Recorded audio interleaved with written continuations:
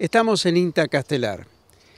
El efecto invernadero preocupa a la humanidad y queremos saber de qué manera la ganadería y el cambio climático tienen íntima relación. Por eso vamos a hablar con una especialista, la ingeniera Laura Finster.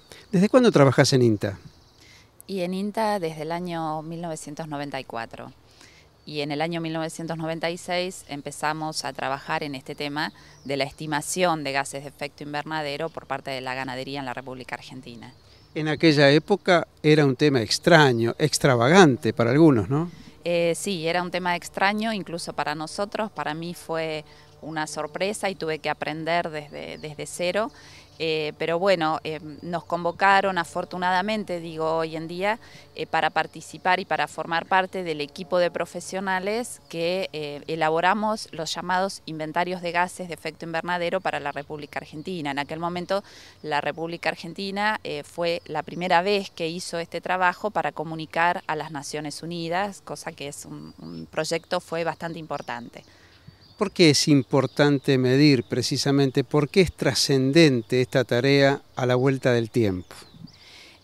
Bueno, lo que nosotros comenzamos a hacer en aquella época fue estimar, utilizando fórmulas, estimar cuál es el aporte de cada una de las distintas actividades humanas que se llevan a cabo en el país, cuál es el aporte de gases de efecto invernadero. Estos gases de efecto invernadero, la mayor parte de la gente reconoce al dióxido de carbono como el principal responsable, pero en realidad hay otros y los dos más importantes en el caso del sector agropecuario son el metano y el óxido nitroso.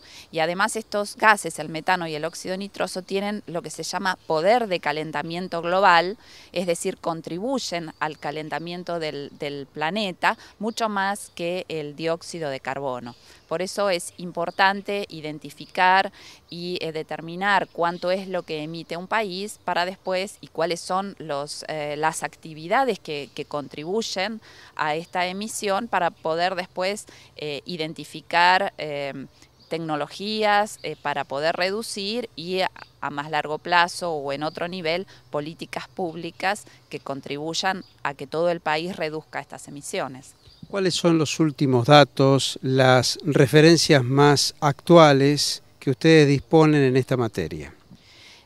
Bueno, nosotros el último inventario que hicimos formó parte de la segunda comunicación que hizo el país. Yo te dije que nosotros empezamos a trabajar en la primera, pero ya el país hizo su segunda comunicación nacional hace varios años y ahora está empezando a preparar el proyecto para comenzar a trabajar en la tercera comunicación nacional. Los últimos datos oficiales que nosotros tenemos, que el país ha comunicado, son en base al año 2000.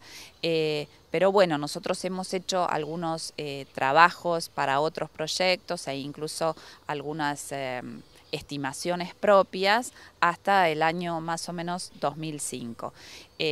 Lo que es importante en el caso de la ganadería es que en estos inventarios los vamos a tener que ir actualizando regularmente por todos los cambios que se vienen dando en nuestro país en el sector pecuario. Vos sabés el corrimiento de la ganadería, el desplazamiento de las ganaderías desde zonas tradicionales a zonas que nosotros antes considerábamos más marginales, pero que ahora ya tenemos que estar considerando como que son zonas permanentes de producción y todo eso lleva también a cambios en las emisiones de gases que hace el ganado.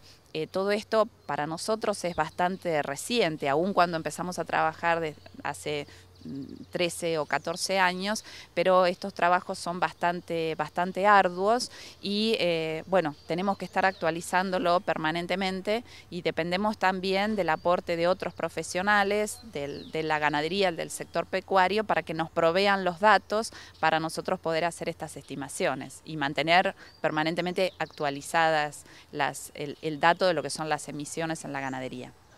Así trabajan aquí en el INTA Castelar.